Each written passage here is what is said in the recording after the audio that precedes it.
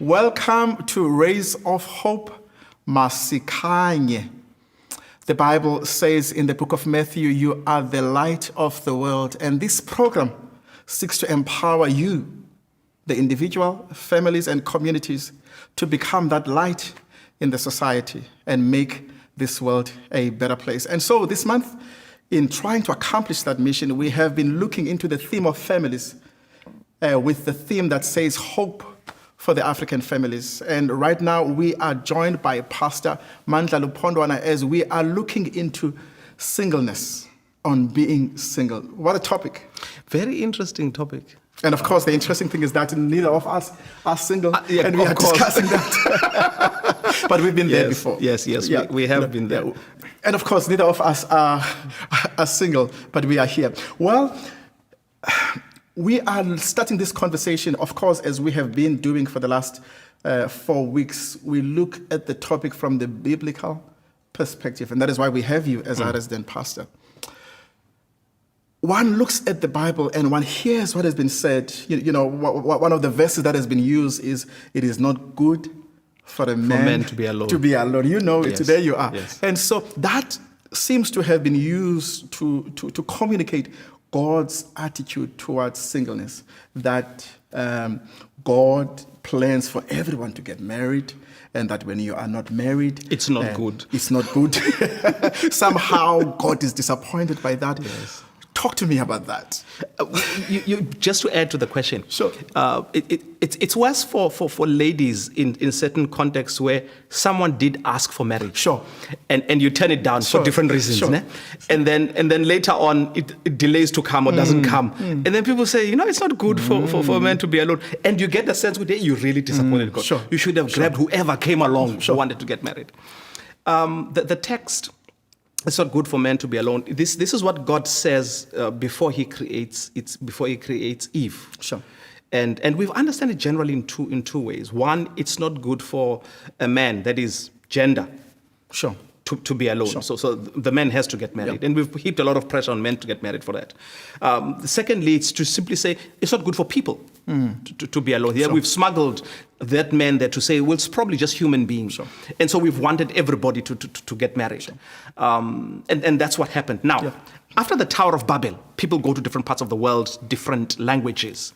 They run with this theme, of the story of creation that they picked up from Noah and his sons and they run with it. And you find that different cultures in different parts of the world have insisted on people getting married. And I think it comes from the Garden of Eden. Sure. But when we look at Genesis chapter 1, God creates man, male and female, He created them, the Bible says. He then comes up with 3 things. One, they must be fruitful and multiply. Well, there you need a spouse. Sure. It can't happen via Bluetooth. Secondly, He says, fill the earth and subdue it. Now, that filling the earth requires you to raise children who can leave home so that the earth can be filled. Sure. And then have dominion over. He lists the things you have to have dominion over. Of course, that list does not have other human beings. So discussion for another day. But then what sin brings is a 4th dimension that's not there in Genesis chapter 1. Now that there's sin, there now has to be a process of saving humanity. And the process of participating in the mission to save people doesn't require a spouse. By the time Paul speaks to it, he's talking about people who are here and who are part of the mission. And he says, I wish you were like me, unattached to spouses so that we can focus completely. Able to accomplish this mission. Yes. So from that perspective, you do best when you are single because you have more options than married people. So once you talk about that, a world that has sin, that also has the element of big participating in the mission, you can no longer then say, everybody should get married. Because for you to be able to participate in the mission, you don't need a spouse. You don't need children. You just need a commitment to being part of the mission of God. So in the context we are in right now, we can't impose it is not good for men to be alone on everybody. Context is different. Okay. Now, here's another one that the church brings. Marriage is a blessing. And we usually put a full stop after that. Full stop there. Full stop there. And of course, the mind naturally concludes and goes beyond the full stop. If marriage is a blessing, then the absence of marriage is also the absence of a blessing. Yes. Talk to me about that. Marriage is a blessing. Now, the problems we have with singleness don't flow from the Bible. Sure. They flow from our cultures that we bring to the church. I love that. I'll give an example. I love that. If you come from the culture that the Xhosa word would be echatayo, unfortunately the English word would still be gets married. Sure. Ukchata in Xhosa means it's one person who marries somebody else. Yeah. Right? Bachati. Sure. They're talking about the two people. Yeah. Now cultures where people marry each other, the church promotes people being married to each other. But cultures ezendayo, ukwenda in Xhosa is to marry into a family. Sure. Now cultures that marry into families, you'll find that the church will promote marrying into the family. And you can find verses for that. You find verses for that. And you'll find that it could be the same denomination like the Adventist church. Sure. This congregation, because the culture here, two people get married. Here we speak about marriage as something between these two people. But because this other congregation, same town, same town, same denomination. But this culture here marries into a family. Sure. And so here we will promote that. Now because we bring our cultures into the church, our cultures have a priority of perpetuating families, which means that they are concerned about you growing up, getting married and having children, and life continues. The dimension of bringing in the gospel is not a cultural thing. Sure. And so we bring that attitude because the culture always wanted to attach blessings and value to being married and having children. That attitude comes into the church. And so you find us hearing marriage is a blessing and full stop. Sure. Whereas now that we have scripture, we should be able to say being married is a blessing. So is being single. Because when you say so is being single, you are now capturing the New Testament. You can't walk away from the New Testament and everything Paul has said with a sense that being single is a problem. No. In fact, you can easily misread Paul to say gold standard, single. Well, okay. And then a compromise. Silver, married. You could walk away with that. And you could you could. But you can't really walk away with a misreading of the New Testament to say marriage, gold standard, single. You can't. You can't. Now that you've mentioned that, my next question would then be, what should be our attitude towards marriage today? Should it be something that we wait for? It happens to on us passively, or is it okay to pursue it? And is it also okay not to want it?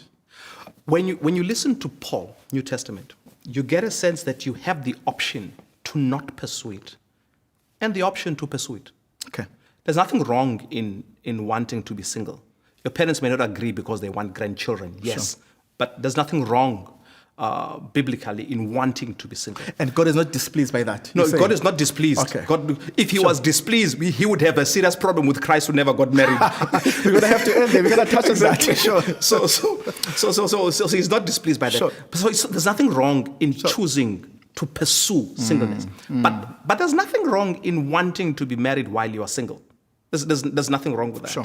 In saying I want marriage and you pursue it. Now, depending on where you are culturally, you may pursue it as the man, you may pursue it as the woman. In some contexts, as a woman, you kind of have to wait and it happens upon you. Sure. But there's nothing wrong in pursuing, because even in how you pursue the marriage, the Bible doesn't actually prescribe who should do the pursuing.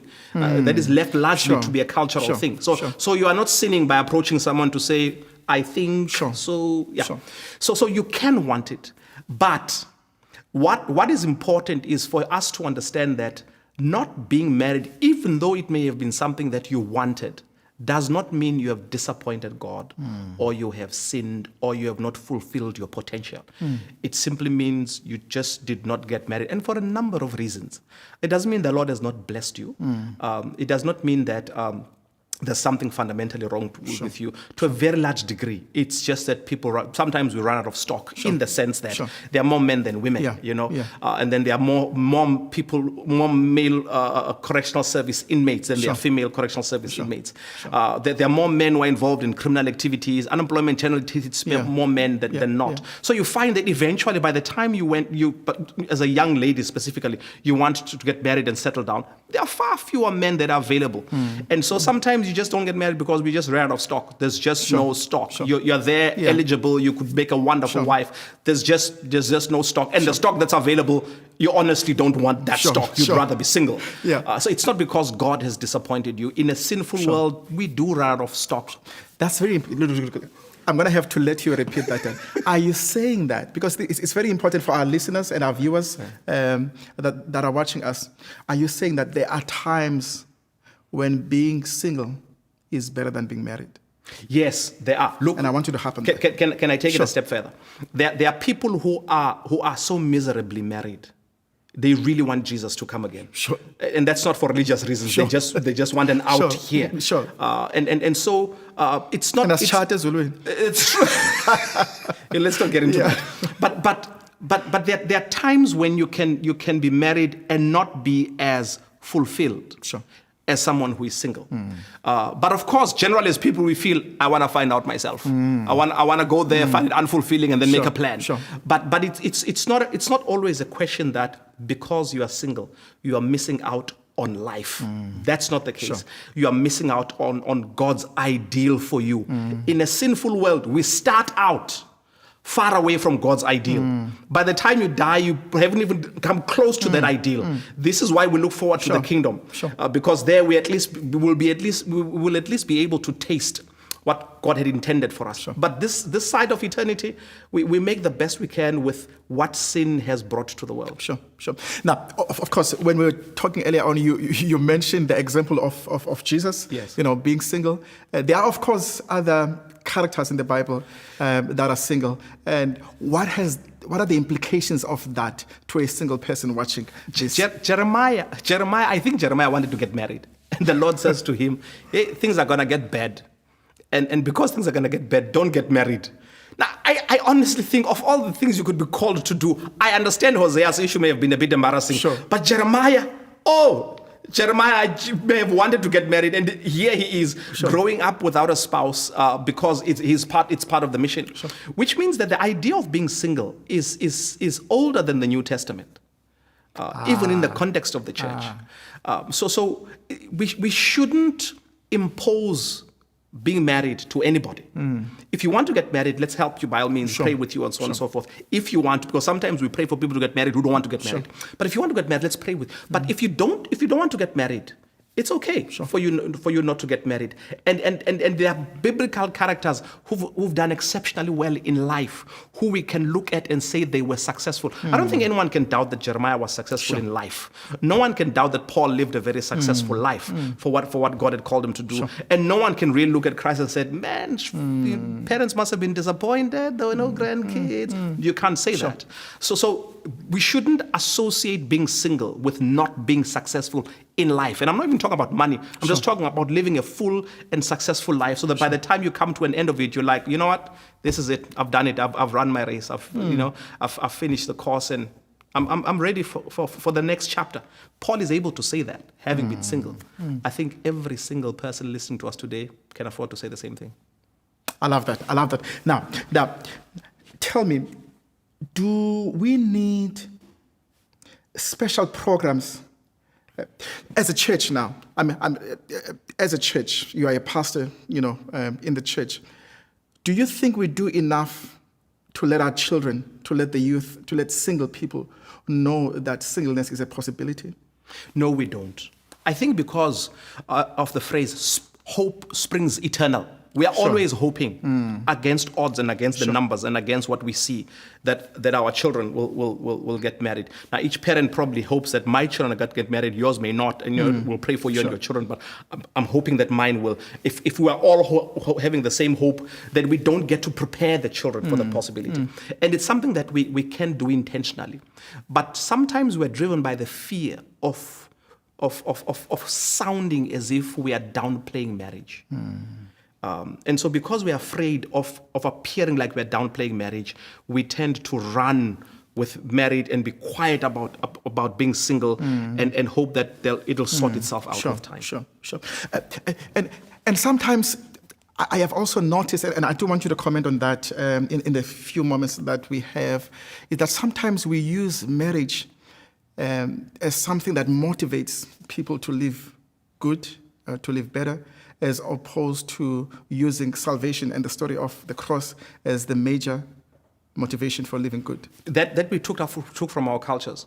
Our cultures, particularly before we had the gospel come to this part of the world, the goal for behaving well, specifically to girls, and it was not really to men. It was to men. It was to women.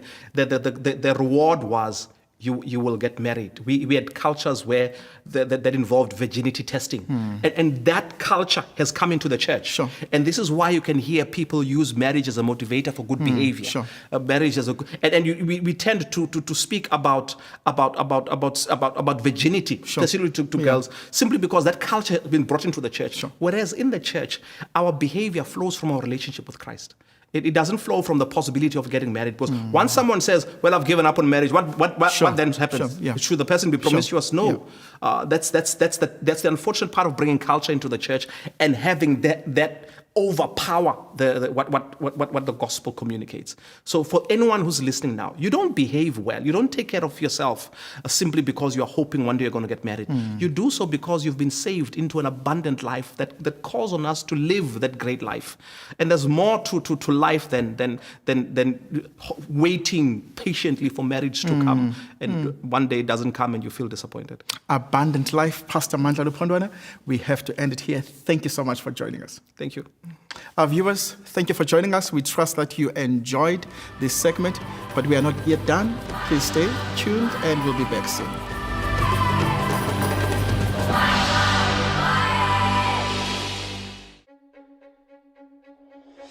A blessed family life is not a given. Happy and strong families are built through guidance and help. The Cape Conference Virtual Pastor is here. Chat with a pastor that has experience in lifestyle, relationships, trauma, and loss counseling. Chat with the Cape Conference Virtual Pastor on weekdays 3 to 8 p.m.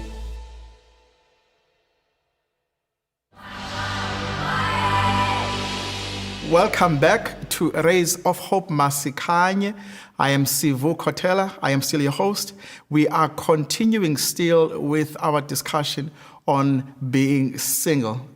And at the moment, we are going to be looking into the topic of single parenting. And to help me discuss that, I am joined by Mr. Patrick Kulati, who is the National Director of SOS Children Villages South Africa and a leadership development consultant and coach. Mr. Kulati, welcome to Rays of Hope Masikhanye. Thank you for joining us. Thank you, sir. Good to be here. You recently wrote a very moving experience on social media. And reading that, I had a sense that what you were writing about and related is very close to your heart. And I'd like to know why. But before you tell me that, please also briefly share for our viewers who are watching us that which you shared on social media and why it's important to you. Yes. I was traveling from Johannesburg to Cape Town. And in this flight, there was this child that was crying for almost all the journey from Johannesburg. I mean, she was just crying. And I looked at this and I saw that there was a young mother who was battling with this child. She would do this and that no one was helping. And I was just looking at all these people around her, saying, why is it that no one comes through to help her? Sure. And so I decided, just let me walk there. Sure. And I took the baby because I realized that she was immature, very young. Sure. She didn't know how to take care of the baby to make the baby cry. And I didn't understand why she didn't make the baby suck, from her breast. Sure. And so I took the baby, and within seconds or minutes, the child was asleep. I took the child back to her, and I said to her, Liz, take something to cover yourself and let this child breastfeed. It's possible that the child had a blockage in the ear, whatever the case may be. And there was a lady who was sitting close by. She was so shocked. She said to me, "Are you the father?" Now I said, "I am the father, but I'm not the biological father." Because you see, in my own upbringing, there were many people, because I grew up with a single mother. My father was around, but their relationship with my mother broke when I was still young. And for the rest of the time, my mother battled with us for kids, battled a lot. And there were many people that came on board. And so when I saw that day, it struck a chord. And it symbolized what single parenting is about. That it can be so frustrating, it can be so demoralizing, it can be so emotionally draining. And lonely. And lonely too. No support system. Exactly, in the presence of other people. Crowd, yeah. Exactly. And out of that experience with growing up in that way, I personally made a decision that I didn't want my children to grow up in a single parent home. Because I saw the struggle that she went through, not only with just growing, disciplining us and so on, but also with the finances. With, I mean, three of us are boys. Battled with that, and she was also sleeping, as a domestic worker away from home for a big chunk of the month, and so I saw the struggle there. So when I was in that aeroplane that day, and I looked into this, and I thought, man, it told me that there still is a lot of support that we need to provide to single mothers. So that story that I shared there came from, in fact, there was a lot of feedback, lots of feedback that came up. And I even saw, and someone sent me a whole story about a professor in the US, from somewhere in West Africa. A student had come to class with a child. And the student didn't know what to do. The child was, and the professor took the child from the mother, put the child on her back. That's an African way of doing things, and put a child and started teaching. At the university, I've got a picture of that, and I've got these stories that people are sharing, to show that this is still something that we can still do. There's still within us. That sense of community, that if you are a single parent, you should not be on your own. As much as we are living in an environment today that makes us feel alone. And when I spoke to that lady as to why was she not breastfeeding the child, she said, "Here. Can I do it here?" I said, "Why not?" I mean, why not? Why can't you breastfeed your child here? Why have we made it so embarrassing for people to breastfeed their children in the most natural way? And I said to her, stand up, take your child, put the child on your back, take something. And it's the way that we grew up. It's the way that has worked for generations. And there's nothing wrong with it. And so at the end of it all, as we were moving now to these buses, I took the child, and the child was now playing and all of that kind of stuff, and we walked away. I never saw that lady again, but I learned a lesson that we need to provide more support to single parents out there. I love that. Thank you so much, Mr. Kulati. So what we're going to do, we're definitely going to be ending with that. How can we as a society and community can be more supportive to single parents? But of course, in the African context, I mean, you've intimated that we don't even have a name for it. There's nothing called single parenting. And but for the purposes of our viewers and to be technical, there is a technical definition of what we mean when we say single parent. What do we mean by single parent? And how is that different in terms of us as Africans and the fact that we don't even have a term for that? When a child has lost one parent, especially, there's one prominent parent who's available for that child, and providing support. And sometimes the parent would have died, and the living parent is taking care of the child, providing emotional needs and so on. Sometimes the other parent is there somewhere, but they're not involved. So in a way that makes this child, this parent who's here now, a single parent, a single mom, a single dad. So basically, that's what happens in terms of definition of a single parent. Sure. Yeah. Sure. Obviously, I mean, as we've said, at least historically in our context, the father may not be there, but there's always uncles, and so in that sense, the word single would not be applicable in the African context. But of course, we will end with that, and of course, we say single parent, but in practice and from observation, and statistics as well, they show that what we really mean by that is mother only. Yeah. And while there are instances where it is only the father that is raising the child, but many times it is the mother only. And maybe let's start there.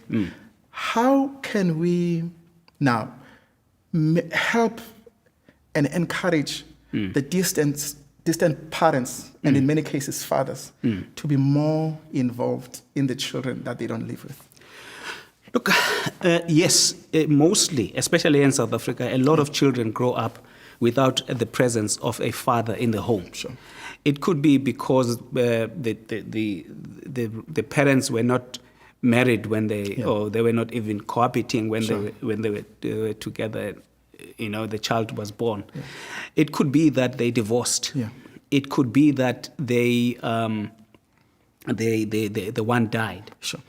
And but what is also coming out very clearly is that a child thrives better in a committed marital relationship, family at home, but it's not always happening like that.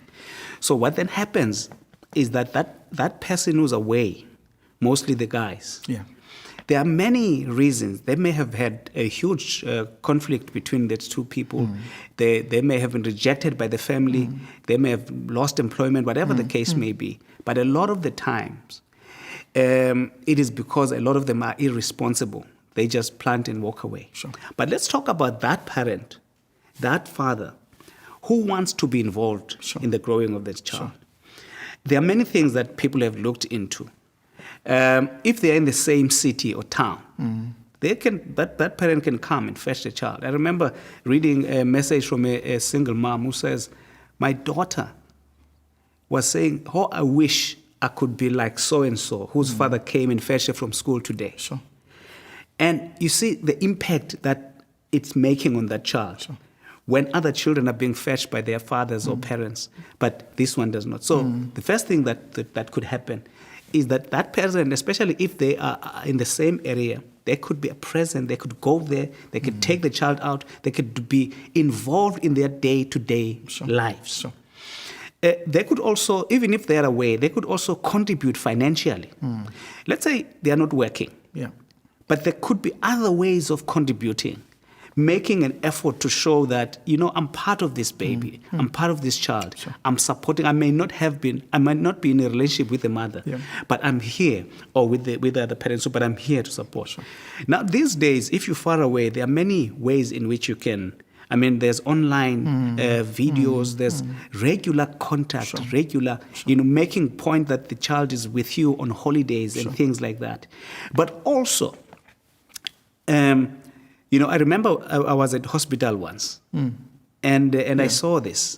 My wife would be at home with the children, and whenever she was doing them, like a schoolwork with them, she'd put them on the phone. I'd speak to them about the homework, what they were doing, and all of that kind of stuff. That can still be done even if it's a distant parent who's far away. I love that. To still you can be still influence and get involved. You're saying, I want you to succeed.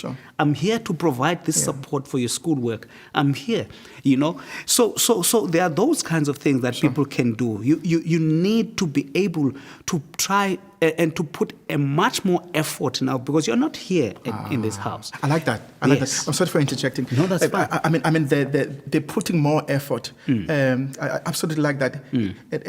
Basically, you're saying that the one that you and many times, sometimes as the man, you are not involved in your distant child, and sometimes you have your children that live with you now because you've moved on in life.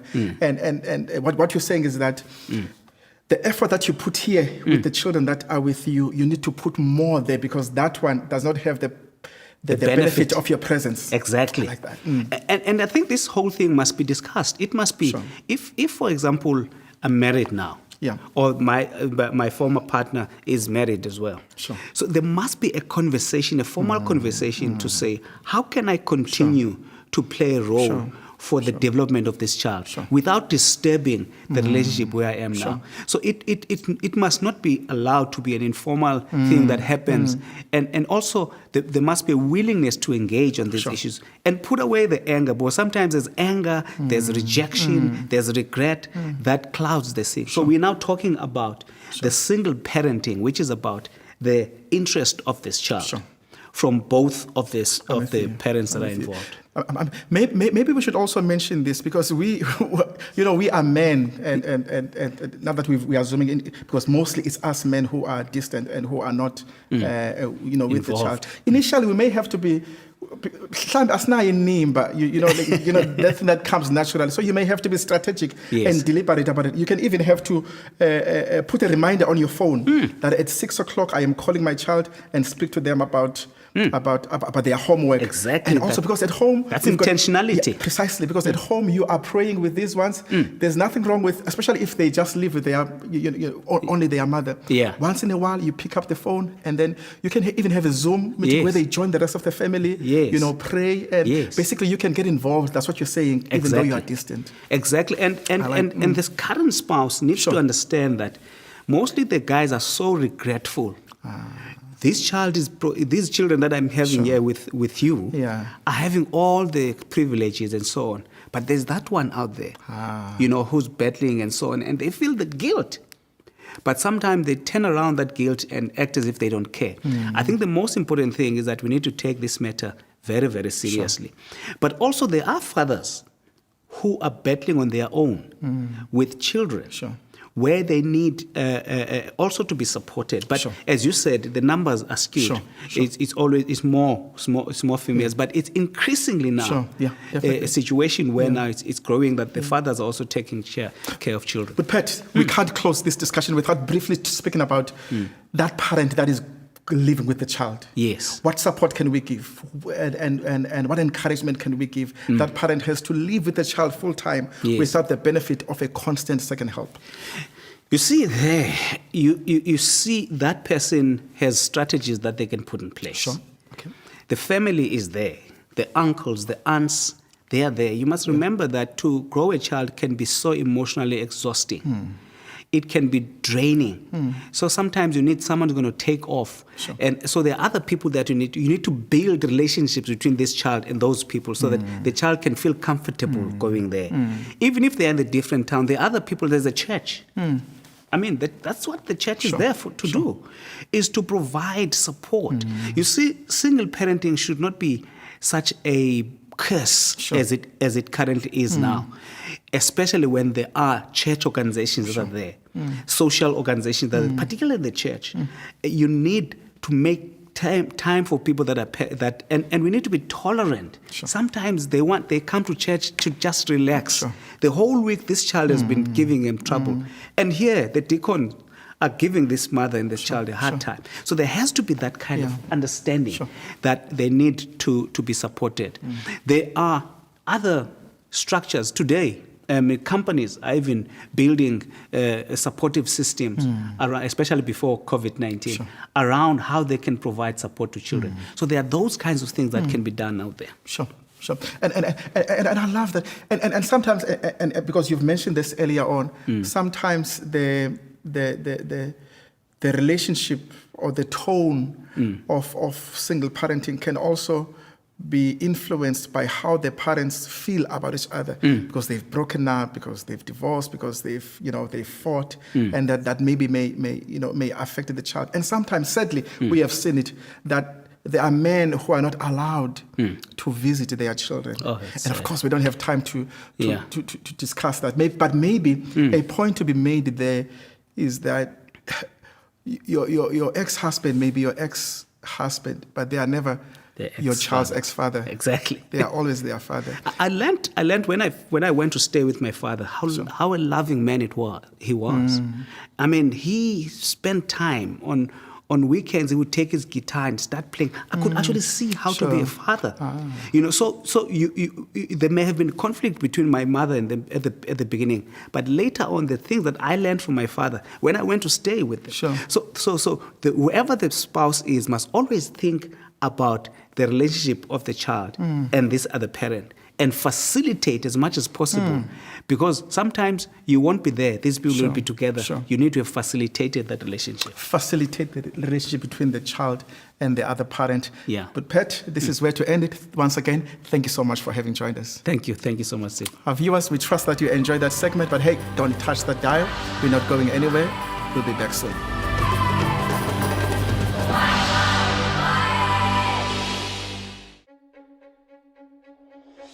A blessed family life is not a given. Happy and strong families are built through guidance and help. The Cape Conference virtual pastor is here. Chat with a pastor that has experience in lifestyle, relationships, trauma, and loss counseling. Chat with the Cape Conference virtual pastor on weekdays 3 to 8 p.m.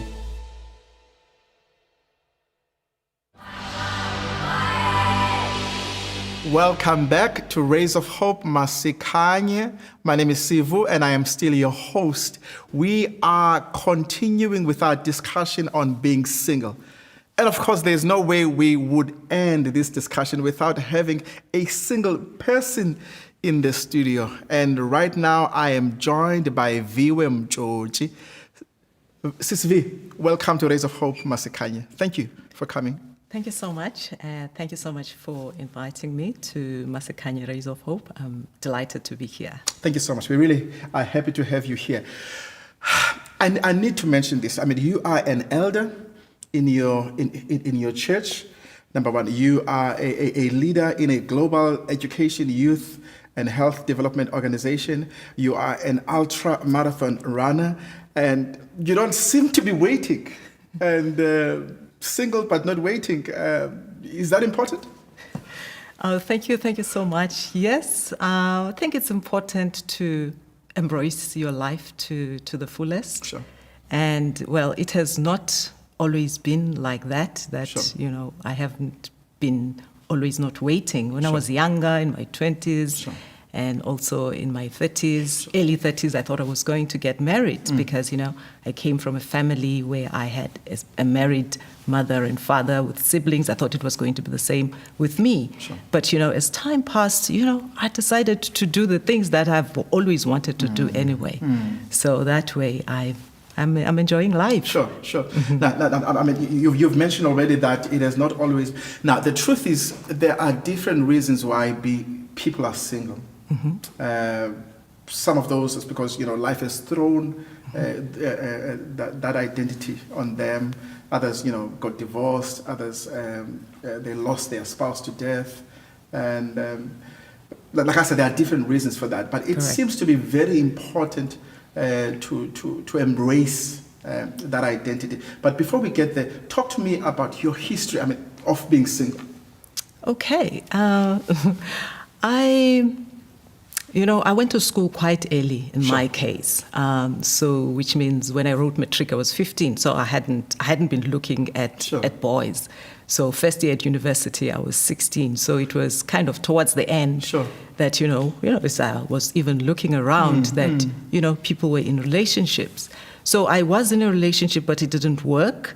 And, because then I had thought after I had graduated, the theory then was that if you don't get your spouse at university, forget it. And, But, in my 20s, I started working. Then I didn't get married, and then I got an opportunity to go abroad. And then when I was in the United States, I moved to Washington, D.C., I was surrounded by many single friends where we did fun things. And I think it was then that I saw even other older women like myself who didn't have children, who were doing things even as friends, because, society around us tends to be paired. You see someone with their wife or husband or, a spouse. But, I could see that here are people leading positive lives, even as single people. And, sometimes I even look at people who are leaders. I mean, at the time I was in the States, the Secretary of State was Condi Condoleezza Rice. Rice. Yes, Condoleezza Rice. She was a single woman. It's like, you can do life like this. Yeah. Yes. Of course, you did mention that this is not happening in a vacuum, that there is a society that you engage with, that you interact with, that affects and influences how you respond to your status or your marital status, yes. But talk to me now about how, as a society, we have made that journey to be for singles. How can we make it better? What are some of the things that you think we should be more open and sensitive to as a broader society, as we engage with single people? That's a great question. I think one of the things that we should move towards is when someone is a woman, we just address them as a Ms. Because the idea that, you're Mrs., you're having to constantly correct. Sure. But perhaps that one is a minor. But the other one tends to come from families. Every time you attend family events is that you're still single, and sometimes, the pressure goes from just being single. We don't have children. I mean, what if you don't want to have children? Sure. For instance, in my case, I think even if I were married, I didn't necessarily have the desire to have children. Sure. So I think it starts with families. And then it goes to the church. And, they'll be pointing that, your age mates have gotten married. What is happening with you? I remember this one sister, concerned, called me to the side. The problem you're still single is that you're always in your local church. Why don't you go visit?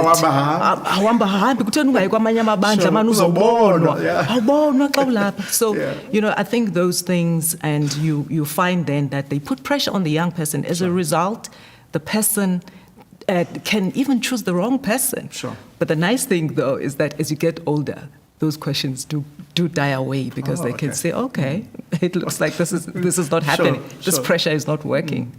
Are you saying that it gets better with time? I can say, yeah. Okay. For sure it gets better with time. And I also think there are quite a number of reasons it does get better with time, because when the people same age, I don't know, in my time, people used to get married in their mid-20s to late 20s, early 30s. Yeah. But you find then as people are seeing that, okay, the people your age are not there. Sure. So for sure it does get better with time. And then, of course, there's a saying in our culture, in our language, "Ikhaya lentombi lisemzini." Yes. And almost creating the impression that you have not arrived and that you have not even fulfilled your mission or purpose for existence if you have not gotten married. How does that, work in the psyche of the girl child or the woman as the years gone by and they don't get to fulfill that societal expectation? Well, I think also how you receive this or embrace your state of being single. Sure. You are also giving feedback, to society in that, I'm a single person, but I can still function as a full human being. Sure. I'm able to contribute to my family. Sure. I'm able to contribute to the church family. I'm able to contribute at work. So I think with time, they get to see that it has nothing to do with your marital status, what you can do and what you can contribute and give. And contributing, you do that so well, Sis V. I mean, now, but talk to me, what are some of the challenges now? What are some of the challenges and even limitations, if there are any, to being single? I think one of the biggest ones is the fact that I think now I'll speak also as a single woman. I think service people, tend to charge women more. Let's say I've got a very tiny issue with my car, and I go there and then they make it bigger. And this is, I think you try and meet that challenge by educating yourself more. For example, one of the things that I started doing when I take my car for service, I keep a record so that I can say when they tell me, your brake pads are worn out. I say, I traveled less than 10,000 kilometers last year. Is that possible? Then you find people changing. That's one of the challenges, the service people. And sometimes you find that society sometimes is kind of built around pairs. Sometimes it's cheaper for two people. And then for the one person who has the one salary, you know, it's a little bit more expensive. But, you know, again, you tend to find ways and find a support structure around yourself that how do you guys deal with this challenge? We've spoken about ikhaya lentombi, you know, lisemzini, and how that affects the child. Is there maybe a way that we can you know, reconstruct and communicate the opposite to our girl child, even as they are growing up, so that they know that not going emzini is a possibility? And how has that worked out in your own life? How is your upbringing, if it has in any way prepared you for your current reality? I think it's a good thing to assume that any of your children could be single for whatever reason. Because, you know, sometimes it happens. I mean, in my case, I was never married. But there are instances where someone was married and the spouse dies and then they become single. So which means don't prepare half a person. You know, you're not preparing somebody's spouse, somebody's wife, somebody's husband in a way. Yes, I think we should be being prepared to live in peace among men, as even the Bible says, oh no one, nothing but the debt of love, you know. But the fact that you must understand every aspect in terms of taking care of the house, your car, if you go, you know, your everything around you that makes it easy for any human being to function. And also, I mean, my parents got married kind of later for their time. You know, by that time, my mother had already bought a property, you know. So when met this activist, my father, and they, you know, lived together, I think in a way she was also preparing. So knowing that history, that as much as possible, learn to do things on your own. And, you know, I've had to travel to many different countries. The idea that I can go and apply for a visa for myself, there's no someone that I need to go to try ancedise ukwenza zonke ezi zinto. So uphile ngathi uzawuphila nje uwedwa, not because you are against whatever. Yeah. So and also I think for me one of the most beautiful texts in the Bible, it's where, you know, Christ says, if you being evil know how to give good gifts to your children, how much more about your Heavenly Father? Also knowing the fact that trusting God, that God is the giver of beautiful gifts to all. So ingabi ngathi, you know, it's a curse, isiqalekiso into yokuba umuntu abe single. So preparing even spiritually the person that, you know, being single is not a death sentence. And also live ukwazi uzenzela izinto ngokwakho. I love that. Now, obviously, when I look at your life, I look at your work, I look at your accomplishments, I look at your contribution in the church, in the world, and people that are close to you. You know, someone is tempted to say, man, there are benefits to being single. And I look at the things that you have done. Are there any? I think there are quite a number of benefits Talk to me about to being single, you know. For instance, you can decide where you want to live, you know. There was an opportunity for me to go and study abroad. It was easy. One passport, one visa. You know, you don't need to be thinking about, where are the kids going to go to school? Because I know at times people have lost opportunities because of, you know. And for example, one of the things that tends to happen, my home has become the go-to for church meetings and stuff like that. Well, I don't think we're going to be doing that a lot now. We have our Zoom church board meetings. But, you know, venue, Viwe's place, because she can make the decision now. I don't need to consult. So there are quite a number of those advantages. Sometimes, you know, some of them are silly. I don't feel like cooking. I can just have a fruit and go to bed. I don't need to, have the children been fed and things like that. And look, Sis Viwe, I think, I said to you earlier on, your life for me is an epitome that God indeed has a purpose for every person as an individual. And should he feel that purpose could be better accomplished with another, you know, person next to you, not that, you know, better accomplished, not that you can't do it on your own. and he can make that happen. And but for me, I look at you, I see somebody who is comfortable in their identity, comfortable in their status, and such that you give permission to people around you to not have to feel, that, hey, we can't say this. And how important is that, now for the single people now, I think you said something earlier on, to communicate your energy to the world. How important it is that you even let those that are around you know that you are fine, you're okay.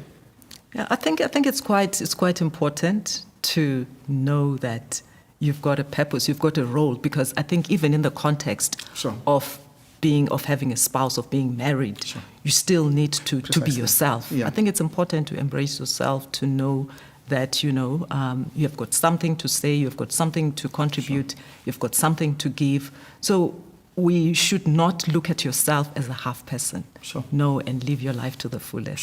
Sure. Yeah. Sis V, right now, they're watching us at home, in the car, wherever they might be watching us. There is a person, young or even older, who is single. They didn't plan for it, but others have even chosen it.